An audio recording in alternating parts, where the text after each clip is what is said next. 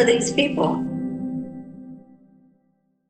A week ago, there was a big protest in London in Trafalgar Square. I'm dead. And the cops did some shit, and they kettled some people, and they arrested some people. Describe kettling for the people who don't know. Well, we're going to talk about, we have an article that's going to explain exactly what kettling is, which is putting a bunch of people into an area, cordoning them off, and then starting to arrest people at random, or all of them, and letting only one person out at a time, and going through IDs or, interrogating each person as they leave potentially. Confinement by police of a group of demonstrators or protesters in a small area. Okay. And those kettled included one Jeremy Corbyn. So we're going to hear from him in a second. All right. Jeremy Corbyn. All right. So this is what happened here. According to the British Pakistani Index, a record 77 arrests were made at today's pro-Palestinian protest in London, the highest number across 23 demonstrations since last October, or October 2023, of course. Now we're in 2025. Police blocked march plans near the BBC, citing proximity to a synagogue, sparking clashes in Trafalgar Square. Now, what's really interesting about this is, and we're going to learn a little bit more from somebody, that the synagogue was a mile from the BBC office. So it's not like there was anywhere close. All right. It was bullshit. So this is all the piggies lining up there. But look at that. All right. And there were, and again, I got another tweet here, and it is from the man himself, Jeremy Corbyn. All right. Now, what had happened was Metro Police said that the group that forced its way through the police line is now held at the northwest corner of Trafalgar Square. Anyone in that group should now disperse and leave the area, except they kettled it. Anyone remaining in breach of the conditions or inciting further breaches will be arrested.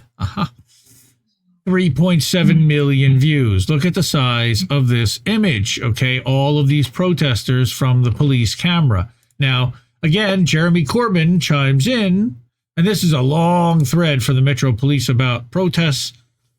This was not an accurate description of events at all. What a surprise. I was part of a delegation of speakers who wished to peacefully carry and lay flowers in memory of children in Gaza who had been killed. What a monster. This was facilitated by the police. They never said that. We didn't force our way through. When we reached Trafalgar Square, we informed police that we would go no further, lay down flowers, and disperse. At that point, the chief steward of the march, Chris Nynham, who is a legendary activist, was arrested. We then turned back and dispersed. I urge the police to release all body cam footage and retract its misleading account of events. Yeah, that didn't happen. What a surprise. All right. So the reason why I even brought this at all, on top of the fact that it's further evidence that London is going fasci, which is the reason why we started talking about this segment, is that I'm hearing that loud, by the way. Arrested Gaza protester. Hearing what loud? They're not done anything. Me feeding back, but from your computer. Okay. Maybe? But arrested Gaza protesters. Okay. You good?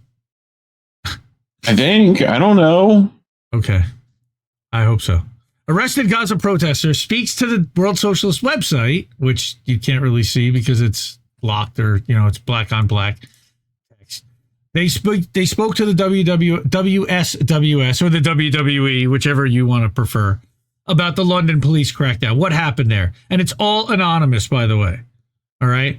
And coming from an anonymous guy, I can kind of understand the reason why, especially given Section 12 and everything else that's happening there. So, WSWS spoke with one of the 77 people arrested as part of the anti-democratic police crackdown on Sunday's national Gaza protests in London. It could have been Jeremy Corbyn for all we know. They're referred to as X to allow them to speak more freely about the events on the day. Arriving early, X got to Whitehall on the corner by the Houses of Parliament, and there were already at least 100 police officers lined up ready for action. I got to Downing Street. There was a big crowd of protesters. Just to the right of Downing Street entrance, that's where their parliament, where the Prime Minister resides or whatever, where his office is. There were barriers already being put up around them. That's these. All right. And you can see like barriers of cops too. Right. Right. I was talking to someone, and 10 minutes later, by the time I realized we'd essentially been kettled, contained in an area, already in that little corner, except for a filter in and out, pretty much one by one. So already people were starting to get in quite a lot of distress, especially the older protesters, because they'd never been in that situation. And then later on that day, those barriers were dismantled, and then they'd be put up somewhere else. So it felt like the police were completely controlling the situation, which, of course, they were. Wherever people went, from the top of Whitehall looking down, you could see that they were basically trying to separate the groups, as would be their normal procedure. When the rally started, it seemed to be a bit more open. There seemed to be fewer barriers, but there were already arrests happening. There were the blue vest coppers everywhere. There were general police everywhere. There were police right at the top of Whitehall, already closing it off, so you couldn't get to Trafalgar Square. So we were contained. In all the side streets were police vans at the end of them. So, yeah, you're trapped now. All right? You went there to lay flowers, and now all of a sudden the cops have got you surrounded. Pointing out a change in how the protesters have been policed, X said, quote, since the summer of the election in 2024, the police presence has massively increased. They banned us from congregating on the green outside the House of Commons. That was as soon as Sir Keir Starmer became Prime Minister. All right. Since Starmer got into power, the police have changed every single route. Well, we know why. Because he's ranked as the 49th most influential person in Zionism, because he sleeps next to someone who is very influential, and he is the Prime Minister. Yep. So this person anonymously added that the Israeli counter-protest was literally on Whitehall, but just on a side street. All right. On protests recently, they've been placing them closer and closer to pro-Palestinian marches. That's become a theme since Starmer got into power. That was never the case before. So there's that. All right. And then they continued on Saturday's events. All right. When the rally started, it was really cold. It was like 2 degrees Celsius, not Fahrenheit. It was just above freezing. So a lot of people were struggling to be still. I was trying to keep warm by sort of moving about and walking between various groups and things like that. I started to move away from the rally about around the time, just after, Labour MP Espana Begum spoke. All right. I think it was just to see what else was going on. So this person was there. They get arrested. I walked up towards Trafalgar Square, and there was a big group of pro-Palestinian protesters chanting in the line in police vans. There were lots of us. There were lots of videoing of us. Okay, but that's been another feature. So many undercover videoings, police infiltration, things like that going on. Right? Yeah. So soon afterwards, everyone's sort of forming into a kind of march look. And right at the very front were the Holocaust survivors, or the relations of Holocaust survivors, which were basically people in their 80s. They were elderly people. And just as they started to move forward, the police formed a cordon, but it was quite a flimsy one, if you like. We were on the other side of that, and because there was a gap, they were filtering people one by one. Me and the other protesters were shouting to go through the gap because we're worried about these elderly protesters because they just look terrified. It was really upsetting to see that. Of all the things that happened that day, that was one of the worst things. So literally they had like Holocaust survivors and family of Holocaust survivors there that were, kind of in support of stop the genocide and stop arming Israel and stop funding all of it and stand up against it. Vote against it in the UN if you have to, instead of abstaining, which I believe they've been doing the whole time, right? I don't know if they actually voted for genocide because nobody there seems to want to do so. Yeah. So he said he saw a woman, or this person said they saw a woman who must have been in her 70s get kind of manhandled away from the police. She tried to get through and she was pushed back. He had to move. They had to move away because they were starting to get really angry and a bit mouthy. Nothing dodgy, but saying this is completely unnecessary. Eventually, the police let them through. This was kind of halfway along Whitehall, so then the march was carried on. By which point, I'd moved away because I was getting too upset, so I moved away from it. Right, so here's where it gets to. Later on, some protesters had got to Trafalgar Square. I thought maybe you can go through now. Maybe they're not going to arrest people. It's really confusing, so I followed. I went up towards Trafalgar Square. I just walked through. I must have been about 10 meters behind, maybe a bit more, behind the members of Parliament, Jeremy Corbyn and John McDonnell, and a lot who had to get through. All right? Yeah. And it was really squished. It was really quite worrying, a bit claustrophobic and everything. It was completely crammed. It's like being in a mosh pit, kind of. You just get pushed. People are going up there, realizing they couldn't get anywhere, and then turning around and coming back. So they're just trying to go against the march, and people are getting jostled. I remember somebody, they said that about somebody. Jostled. They said that about Shireen's coffin, that it was jostled. Coffin. I'll never forget that. I mean, that people have died in crowds like this by it being compressed, so... Stampeded. Oh, yeah. Probably not the best thing, yeah. It was really turning into a crush, starting to feel quite dangerous. I realized I wasn't going to get anywhere. They were telling people to sit down. I thought, we're sitting ducks here.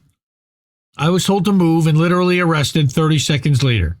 And I think even if I had moved away and followed the policeman's instructions to leave Trafalgar Square, I would have been kettled anyway. A lot of people overheard the police saying we were just going to arrest everyone anyway. What a shock. All right, this person said that they had felt the situation had been completely pre-orchestrated, and they had said go through, and I went through.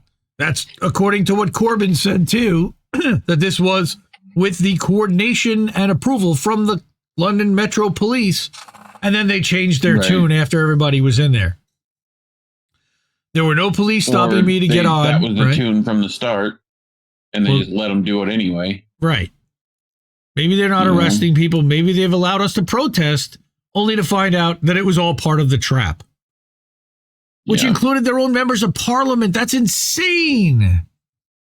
Like, it really is. Their own lawmakers are saying, yeah, this is wrong and we need to do something about this, and I support these people, and they're getting arrested too. Okay. Spending 19 hours in a cell, this person had to ask 7 times before they got legally allowed a phone call at 10:40 p.m., by which time that person was asleep and had to, that person and the person arrested had to leave a voicemail. They also had to ask for toilet paper 4 times before getting any. That's disgusting and debasing and done intentionally to try to, remove people's humanity and make them kind of beg for the basics. Disgusting. What pigs do. All right. Disgusting. When they put me in and I said, well, can I have my calls, like to my solicitor, my personal call? They were like, we're just about to do handover, so it'll be about 45 minutes. It was constantly, in about a half hour. It was like that the whole time. For 19 hours.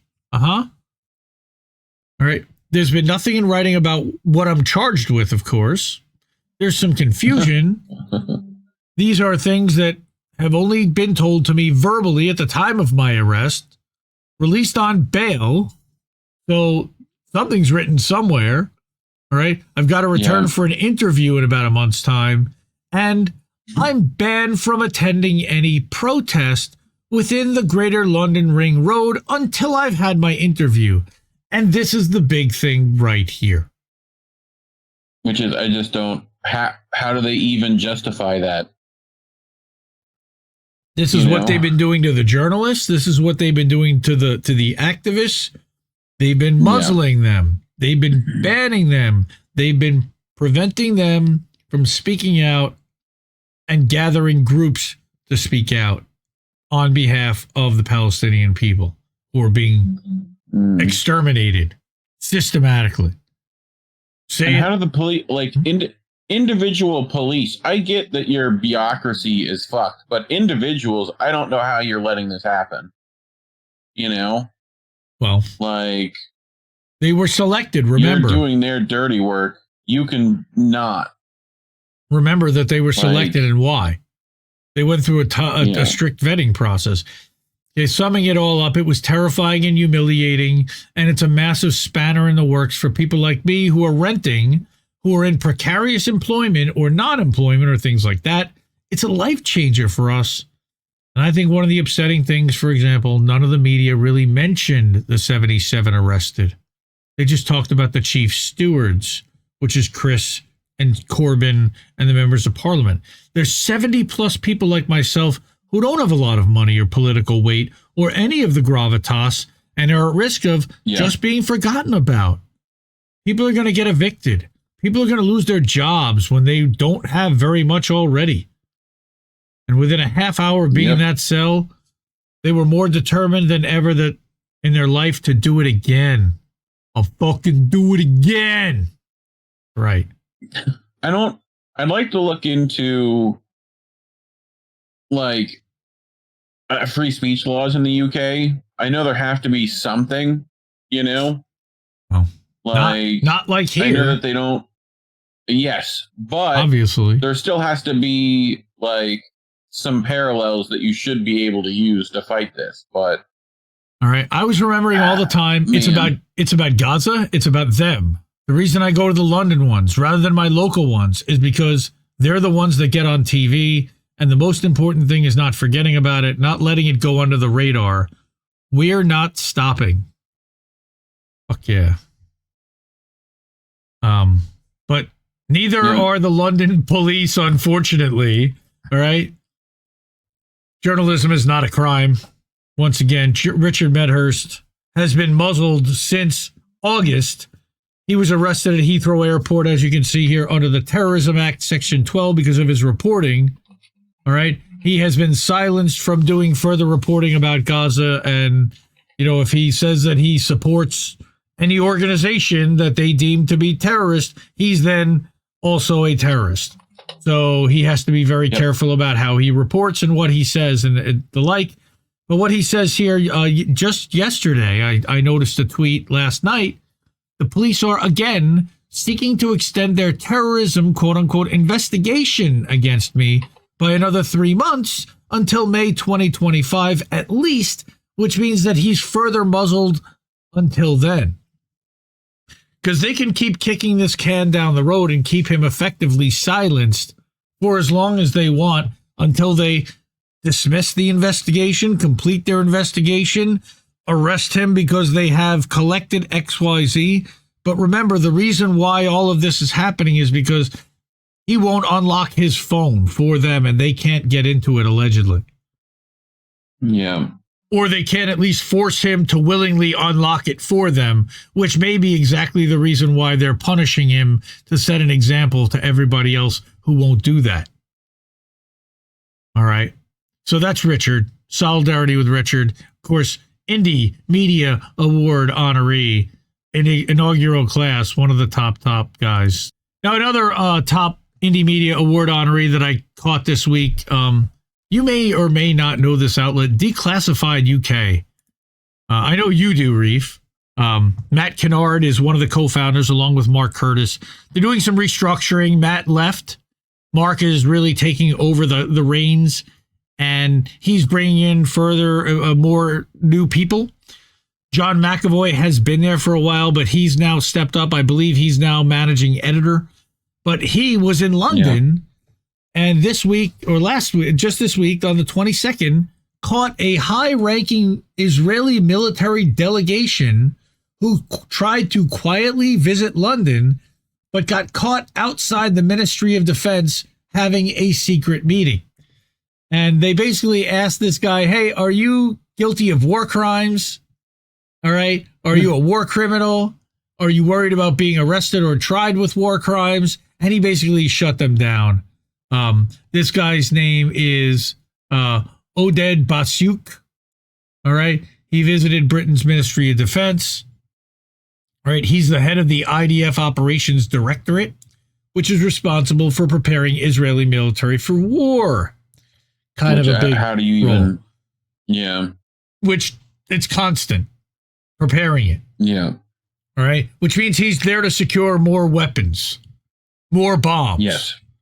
All right. Yes. The unit works alongside the IDF's regional commands as well as the Air Force and Navy. Basyuk was on the ground in Gaza during Israel's most recent onslaught and presided over decision-making on last year's offensive in southern Lebanon. Now, this article is a little bit long, but I think it's really important because it also talks about, so this is where he's challenged, and are you a war criminal? I think it's short. Yeah, it's a minute 27. We can play this. General Basyuk, what did you discuss with the MOD? Are you worried about the ICC investigating you for war crimes? Are you a war criminal, General Basyuk? Are you a war criminal, General Basyuk? Thank you. Yes and yes is the answers. I don't think he's worried about being arrested for war crimes there. Yeah, I don't think he's worried about Are it. you worried about being investigated by the ICC for war crimes? No. I just filmed the Israeli General Oded Basyuk, who was the operations lead in Gaza in Israel's 50-month brutal genocide in Gaza, walking into the RUSI building behind me on Whitehall in London. We've heard that he was at the Ministry of Defense earlier, along with a delegation of about 7 or 8 Israelis, including generals and other military officials. I tried to put a few questions to the general in front of the building here. He wasn't keen to answer any. The RUSI security slammed the door in my face. So clearly they're trying to keep secret why the Israeli general's here and who he's meeting with. Mm-hmm. All right. Again, shout out. Wasn't it in England when people were throwing milkshakes at people? Can we bring that back? It was England? Okay, maybe. Shout out Declassified UK, great outlet, really. Good journalism, good reporting. They also have been reporting on the spy flights. Okay, and that's something else that it goes into is the depth of the UK military collaboration and how long it's gone back and forth. And that Starmer spoke on the phone with Netanyahu just the other day. All right, and they're having close cooperation, of course, with a war criminal who's wanted by the ICC. That's Keir Starmer is doing that. Said that the prime minister raised the issue of the weapons export licenses to Israel that have been frozen, with Starmer responding that an evaluation of the issue is being carried out. Sure it is. How much is going to end up in his bank account? That will make sure that it gets the way that Israel wants it to go. They're buying our Congress too, and I have a report on APAC later to talk about that. But this raises the prospect that the UK government will resume lethal arms exports to Israel should the ceasefire hold. All right, that's what is effectively coming. Again, Declassified UK reporting this, talking about the operations directorate and what Basyuk was responsible for and what that directorate has been responsible for. All right, that they are training with the 77th British Army Brigade Barracks, which conducts psychological operations and social media to help fight wars in the information age. How about that, Reef? Sounds familiar. All right, specializes in non-lethal forms of psychological warfare, such as cyber attacks, propaganda activities, and counterinsurgency operations online. Damn. Okay. Interesting. Now, what's interesting, though this trip was canceled, it still exposed that the leaked Israeli documents demonstrate how cooperation between the IDF and the 77th Brigade continued through 2018 and 19. Right? This has been going back a decade. Declassified also revealed how the UK government developed a secret defense plan with Israel, codenamed Project Hez UK, in 2019 and 20. All right, so original, these names. The project's goal was to counter the destabilizing regional activity of Iran and Hezbollah through enhanced UK-Israel intelligence collaboration and increased military cooperation. How's that? Not so posh, right? Pretty good. Thank you. No. So again, that was written by John McEvoy over at Declassified, and the video was over by Alex, who had actually confronted the Israeli dude. So, holy crap, what the hell's going on in the UK? They're going fashy. All right, that's that segment right there. So we definitely don't get monetized for stuff like that. So if you are able to and of means, we could really use your support. Thank you so much. Really appreciate it. If not, share the stream. Tell your friends. We're live on 6 platforms, maybe even 7 right now. We're live on YouTube and Rumble and we're not on Rockfed. Odyssey, BitChute, Kick, Twitch, and Elon's bullshit platform that he used to call Twitter, and now he likes to call a single letter I don't want to call it. But anyway, the way that you can support this network financially the best and leave us a tip would be to give us a Cash App that takes no fees or very minimal fees whatsoever. Ko-fi takes almost no fees whatsoever. PayPal is small. And then you could also subscribe to the INN newsletter. That uses Stripe, and we talked about Stripe last week. I'd prefer that we not use Stripe if we didn't have to. But whatever you guys are, whatever everyone is willing to do, guys, ladies, everyone, for real, thank you. Really appreciate all the support we could possibly get.